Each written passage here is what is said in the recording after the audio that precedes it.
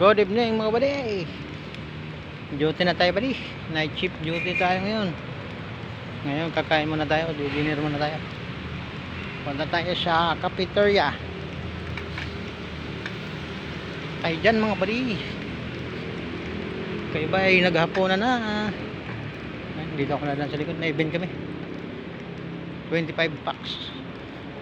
Mga doktor. Housekeeping. Sir Mark, tapos na po kayo Ito tayo mga kumain? buddy.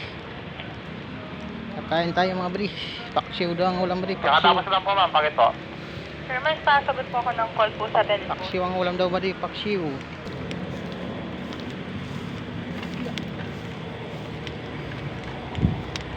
Good evening mga buddy. Kakain ang yung buddy. Kayang